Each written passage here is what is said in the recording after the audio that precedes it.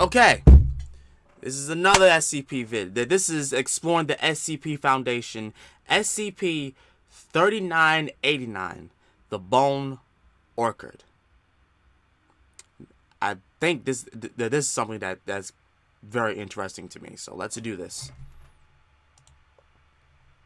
Hold on.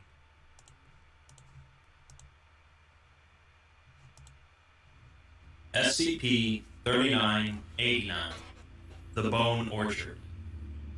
The SCP Foundation deals with quite a lot of dangerous threats in their work. Monsters, diseases, extra-dimensional gateways, memetic hazards, and so on.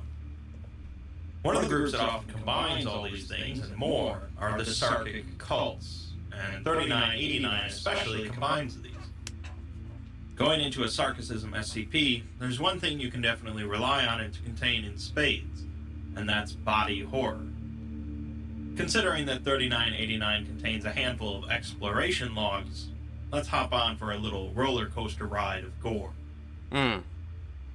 SCP-3989 takes us to a small olive orchard in Syria, where its owner began to sell exceptionally large amounts of crops, considering the small size of his orchard. Since you might even say there were anomalously large amounts of crops, the Foundation swooped in and started asking questions. The owner was tight-lipped, but eventually they discovered that there was indeed an anomaly present on the orchard, and they seized the property. Oh, damn. The owner and his family were questioned, anesthetized, and released, but it seems they were completely clueless about the true nature of the anomaly. Of course they were. The SCP itself is an unstable, stationary, unaided, wide-area, safe, two-way, cyclic, space-time anomaly, which is a bit of a mouthful. Yeah, that's a lot. Basically, within the orchard, there is a 30-meter wide space that affects local space-time, so that when someone enters it, it alters local geometry. Most of the time, entering this area will simply result in entering into a much larger olive orchard, which is how the farmer was able to produce so many olives out of his small grove. Wow. GPS tracking fails in this space, but radio and other signals can still function normally. Overall, not incredibly sarkic, but if one enters this space from a westward direction after sunset, then things get much more interesting. If entering the zone in this situation, the individual will eventually disappear completely. What? As they travel to a separate extra-dimensional space. This space is also filled with trees, but these trees have undergone varying degrees of ossification, meaning the formation of bone material, hence the title. Additionally, the area is home to a number of different forms of life, which all bear a strong genetic similarity to humans. Human life twisted into new and horrific forms is pretty par for the course for Sarkicism. Oh my god. We'll get to the exploration logs in a second, but an important part of appreciating SCP-3989 is understanding the timeline of events. The orchard was first discovered around 2009, and the initial containment procedures were a chain-link fence topped with barbed wire around the perimeter. Some security forces were placed around the area to keep out civilians, and a nearby facility was constructed to house any other anomalies that originated from the zone. These were pretty basic containment protocols, and they were in place for quite a while, as the Foundation hadn't discovered the extra-dimensional space. In 2014, however, as they were testing prolonged exposure to the alien geometry of 3989, their tests carried on after sunset, and a D-Class managed to enter the extra-dimensional space. The D-Class in question, Herrick, is a former Foundation agent that was demoted for reasons unknown, although that's not especially relevant to the proceedings. He's equipped with audio and video surveillance equipment and sent on through. As he walks through 3989 and nears the point where he'll disappear, he comments on a rising smell, like old blood. Uh-oh. He also sees a number of small worm-like creatures, warm to the touch and very soft. He collects some of them in a bag, along with a white powder coating the trees. As he continues to move, the smell and the quantity of maggots in the area continues to grow, before he finally passes into 3989 proper.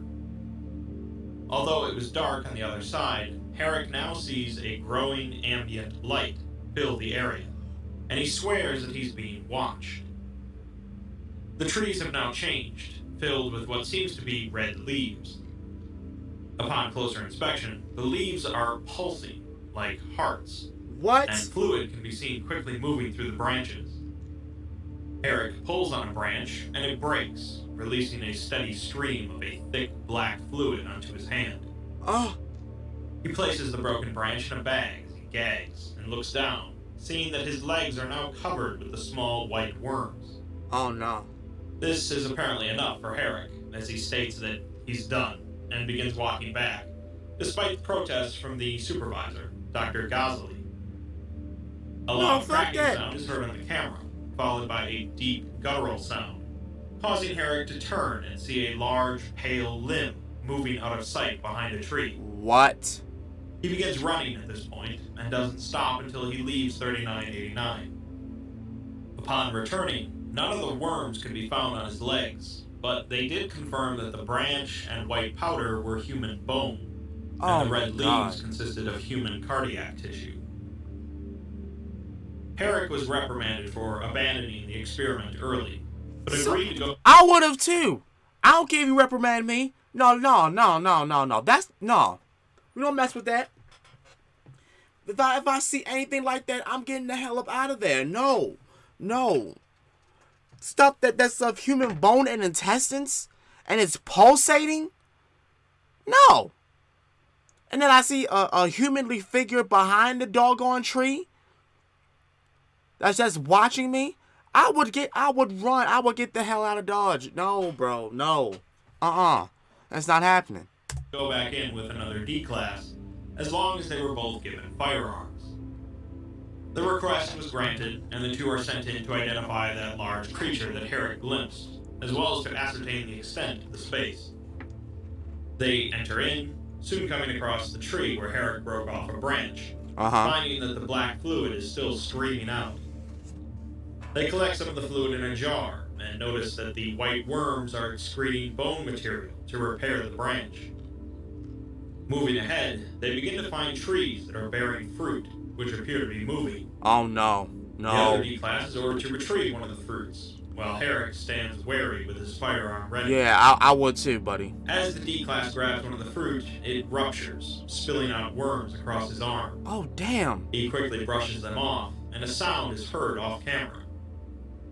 The D-class's camera suddenly lifts skyward, and Herrick turns to see the lower half of the man's body fall to the ground. Oh, He shit. pans up to see a 4-meter-tall pale humanoid with no nose, eyes, or ears. Herrick rapidly fires his weapon at the target, causing it to bleed but show no signs of pain. The entity reaches out and strikes Herrick, causing his camera feed to go out as well. Herrick gets posthumously reinstated to Foundation service, as both are listed as KIA. You know the drill by now then. The D-class has finished painting the floors red, so it's time to send in the MTF. Yeah, because they're the A pawns. team well trained with extra-dimensional spaces, MTF Zeta-9, Mole Rats, is tasked with properly exploring the zone, as well as retrieving the samples collected by the D-class. Yeah, because they're dead. Most of the personnel assigned to 3989 had deemed additional human interaction with the space to be an unnecessary risk, as it would probably be more prudent to send in some drones. Dr. Gazali, however, insisted that the MTF get sent in, getting approval from a superior to authorize it. Only a small team of mole rats gets sent in, though. Just 3 agents, designated Charlie, X-Ray, and Delta. Only 3? As the team enters, they find the ground to be covered in hundreds of worms, Oh, and beneath shit. them is a thick layer of red, fleshy material. Gazali tells them not to take any samples, as the last 2 who did ended up KIA. Yeah. They eventually come to the scene where the 2 D-class die, but find Herrick's body naked, upside down, and crucified on a nearby tree. What? Several symbols are carved in his skin, and a large mass of worms are attached to the trunk of the tree. Sifting through the mass of worms, they find the jar of samples collected earlier, and they continue on. After a few minutes, they emerge from the hazy bone orchard and see a large open valley in front of them. The sky is yellow, and the valley is covered in red plant life. Several of the large, pale humanoids can be seen amidst the valley through Delta's camera. Both Charlie and X-Ray claim they can't see the entities, and they also don't appear on their camera footage. They proceed down through the valley, avoiding close contact with the pale entities, who also seem to ignore them.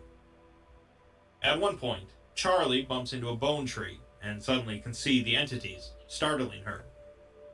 When X-Ray touches the tree as well, she can also see the entities, so there's some sort of connection. Yeah. They continue on, and the pale entities continue to follow the three, stressing each of them out. Eventually, they notice that the trees start to look a little different compared to the ones in the bone orchard.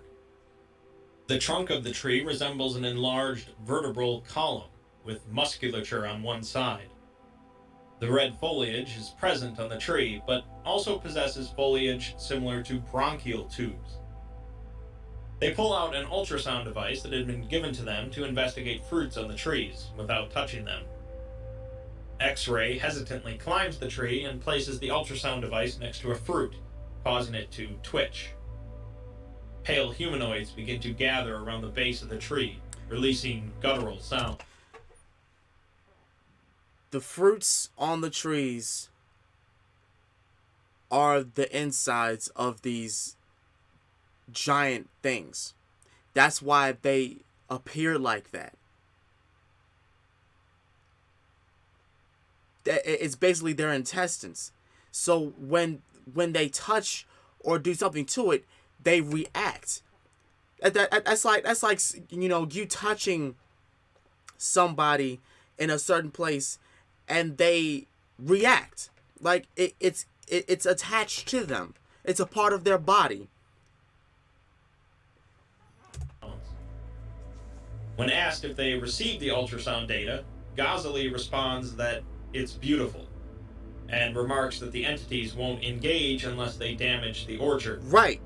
Although how exactly he knows that is a little unclear. Because it's a part of their body. It's a part of their X-Ray bodies. decides to probe another piece of fruit, but this one ruptures almost immediately, releasing a small humanoid creature with 4 legs, 2 pelvises, and an exposed spine. Wow. The creature quickly crawls up her arm, down her back, and out of sight, causing X-Ray to fall out of the tree. The pale entities don't move, but the mole rats claim to begin hearing something that isn't picked up by the cameras. Delta describing it as feeling like someone is grabbing her liver and giggling in her face. At this point, the pale entities converge on the group, with 2 of them emerging from the ground. One of the entities seems to be the same one fired upon by Herrick. With at least 10 of these large entities converging on them, the team quickly decides to abort the mission and flee, but Ghazali insists that they keep pushing forward. Charlie tells him to just send in a drone. X-Ray's camera then shows a smaller humanoid, about 1.7 meters in height, peeking from behind a tree. The team doesn't seem to notice, though, as they backtrack through the valley and watch as the pale entities throughout the area observe them, several of them appearing to be smiling. Ghazali chastises them, saying that they are making a terrible mistake. An unknown voice is then heard, stating, "Leave and be devoured. Stay and shed your mortality. The wild beckons." What? The team assumed that this came from Ghazali, but he says that it wasn't him. The voice is heard again, saying, "Kythera awaits the vessels chosen. Come forth unto Auroch and receive your just reward." What? As the team continues to run, they see more entities emerge that are human-sized, and laughter is heard throughout the remaining footage. There is also the sound of combat, but the source cannot be determined. The ultrasound data from the fruit shows that small instances of the pale entities are growing in each of the fruit of the vertebrate trees. It's all For the connected. record, It's all one Kythera living is thing. typically regarded as an important headquarters of Sarkicism, although its specific location and nature is up for debate. According to SCP-2217, Kythera was an island in Greece that was eventually taken over by the Church of the Broken God. It's possible that the actual Kythera is a much more mystical and mythical location, still controlled by Sarkites. A note tells us that Auroch is a Sarkic prophet associated with war, the hunt, betrayal, and loyalty, credited with the original conquest of Kythera. The voice seemed to imply that Auroch, or a part of him, was present somewhere in SCP-3989, but the mystery isn't over yet. It's clear by this point that something is a little off with Dr. Ghazali, and we'll get to exactly what it is later. Oh shit. But it's perhaps not surprising then that Ghazali personally leads a group of security agents into 3989. Ghazali explains that previous expeditions were marred by human frailties of fear and mortality, so he'll be leading this one in order to find Kythera and the temple to Auroch within. You ain't slick, bitch. You ain't slick. You a part of this whole ordeal, ain't you? In 3989, based on a previously discovered text. A note tells us that there's no record of the Foundation finding any text within 3989, so they're not sure what Ghazali meant. Ghazali is joined by 3 agents. I know what she meant. India, and Echo, and they are being remotely observed by a technician. Ghazali says that they'll be fine as long as they don't make the first move against any entities. And both himself, as well as Echo and India, exhibit some rather stilted grammar in their dialogue. Gulf, on the other hand, seems to be the most nervous of the group as they enter into 3989. I would be too. The technician asks if they've seen the Holocaust, to which Gulf is surprised to hear that they're going after a Karsus. A Holocaust, in Sarkic mythology, is a collection of anomalous entities controlled through pheromones by a Karsus, basically a high-ranking Sarkic priest. It seems it's Ghazali's plan to find this Karsus. I bet it A is. plan that Gulf thinks is a very bad idea. It is a bad idea. Echo asks the technician if Gulf has been initiated, and when Gulf seems confused, the other 2 agents turn and open fire. What? A swarm of the small worms come out of the ground and quickly consume Gulf's body.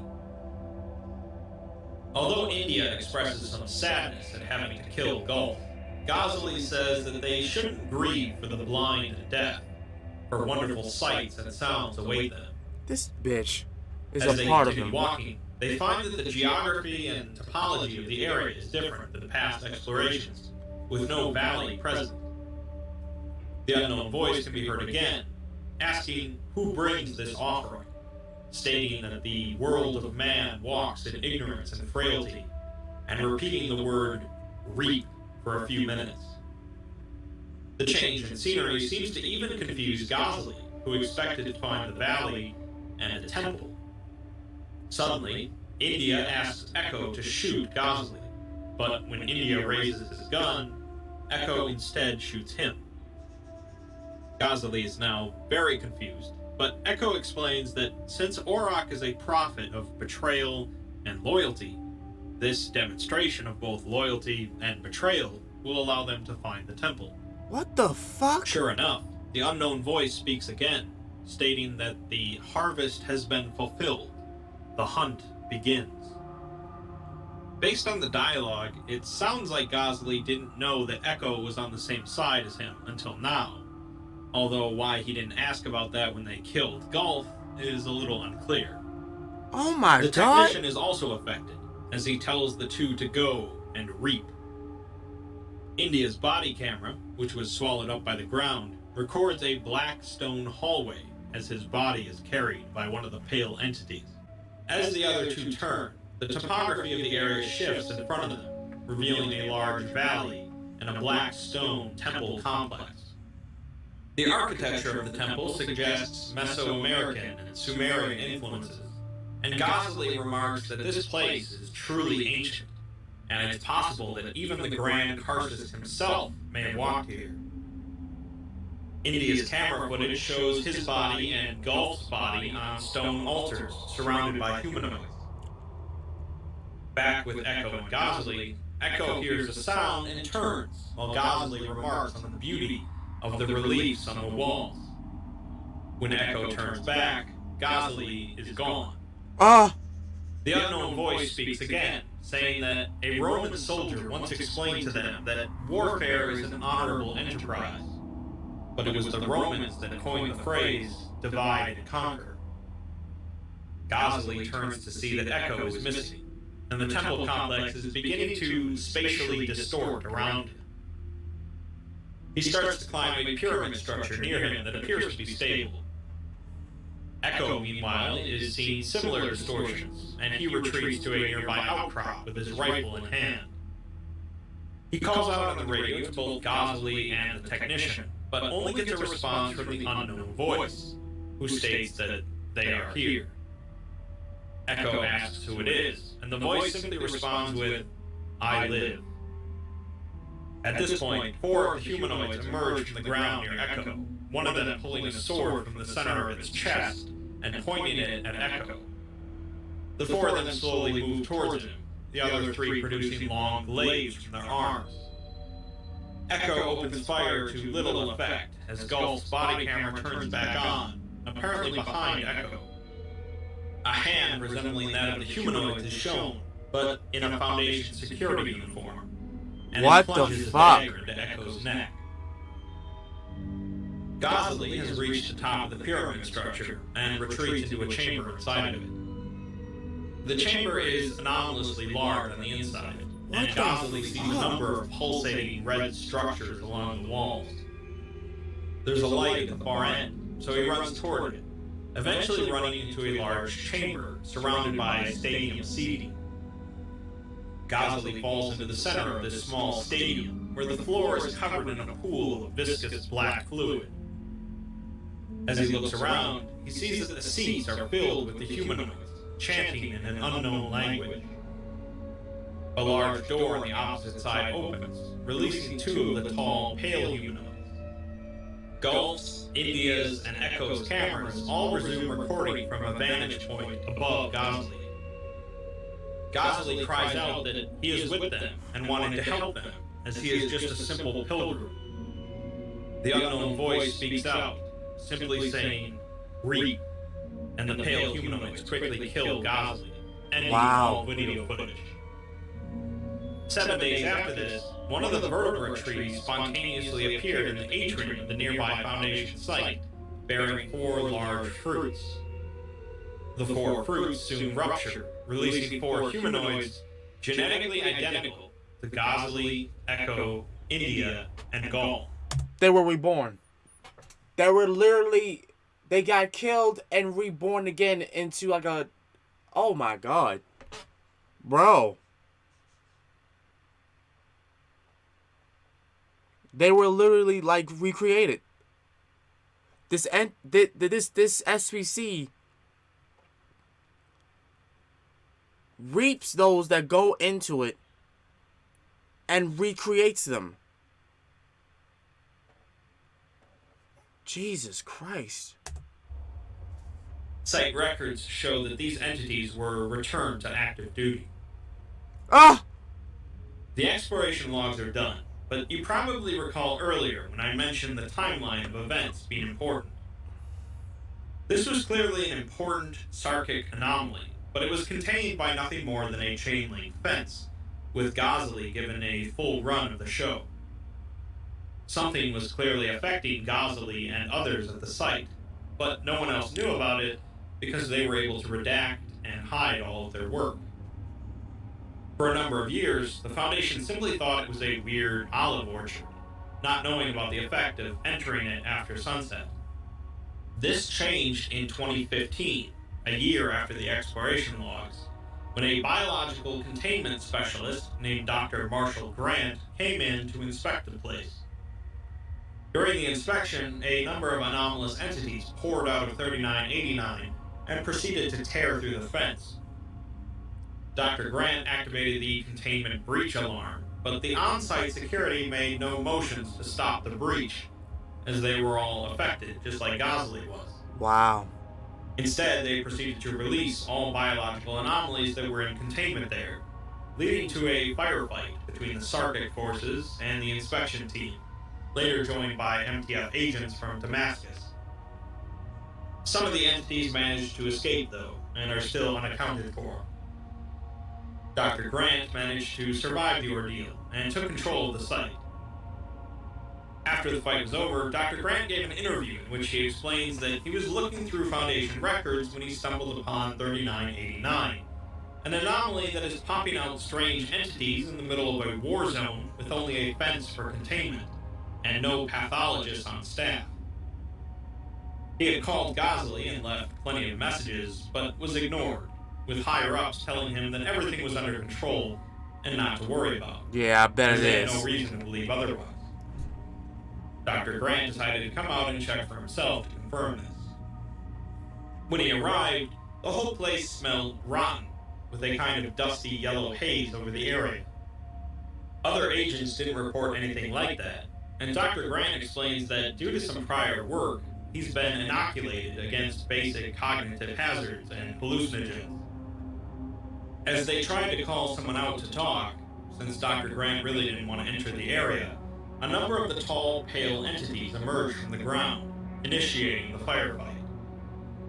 Dr. Grant radios in for assistance and waits out the battle, eventually coming out when he hears helicopters overhead. He sees dead humanoids and dead humans, partially consumed.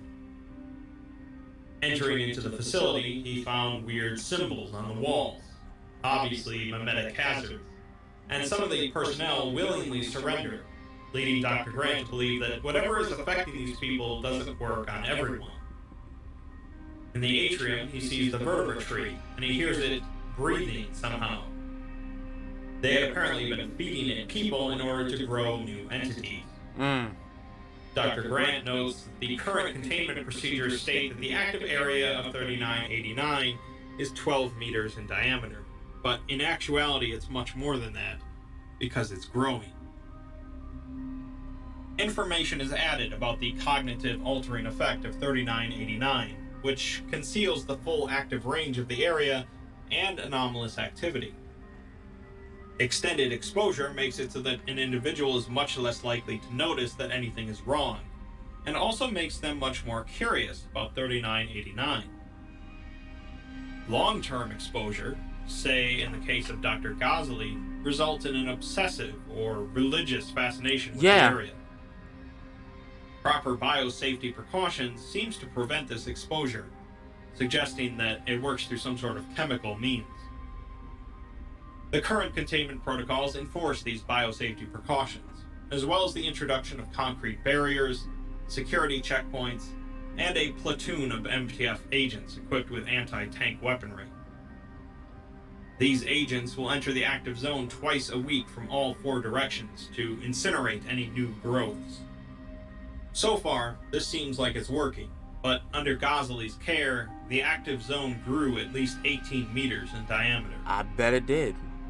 The final addendum for 3989 lists all of the designations for different entities within the zone, such as the worms, the trees, the tall, pale humanoids, and the regular-sized humanoids. A few of the entities have notes explaining that there are unconfirmed reports of these entities present in active zones of SCP-610, the flesh that hates, suggesting a prior successful breach of 3989. Yep, probably. It also notes that the entities resembling Ghazali, Echo, India, and Golf are uncontained, with whereabouts unknown. The big aspect of horror related to Sarkicism is of course the body horror, as many Sarkic anomalies twist, distort, disfigure, and corrupt the human form in some terrible way. The idea that many of these anomalies were once normal human beings, and through some unimaginable process have contorted and distorted into such horrors, is pretty terrifying. Yeah, it is. The other aspect of Sarkicism that is pretty scary is the idea that these types of horror can pop up anywhere around the world, and can conceal themselves, slowly and meticulously expanding and corrupting humanity. It's almost comical then that the original owner of the orchard just managed to make some profit off of it before getting sent on his way by the Foundation. with no real consequences. SCP-3989 doesn't offer any groundbreaking revelations for Sarkic mythology, and it doesn't offer any particularly original horror concepts, but it is creepy and unsettling. It is. And that's all we really want from those crazy Sarkites. Huh. I have a quote. All experimentation on retrieved items is to be carried out under biosafety level 4 conditions. Any material retrieved from SCP-3989 is to be incinerated at the conclusion of testing with no exceptions. Personnel affected by SCP-3989-V are to be offered the optional to self-terminate following interview or reprimanded or permanent... Hold on. I wasn't done. Or permanent HCP-03 containment cells on site. Yeah. And that thing is dangerous. It's all the way dangerous. Like, Gosling and the others were literally like killed and recreated to be a part of the bone orchid. Or orchard. However you want to pronounce it. And they just disappeared. To live forever. Never to be seen again. Wow, dude. That's actual craziness. That's actual craziness. Let me know what y'all think about this SPC. I love doing these things.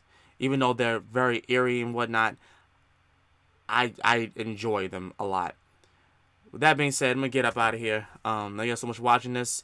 Like, comment, subscribe. Join the Sakurai clan today. Join the Discord. This has been Master of Sakurai. I love y'all, and I'm going to see y'all again next time. I'm out. Peace.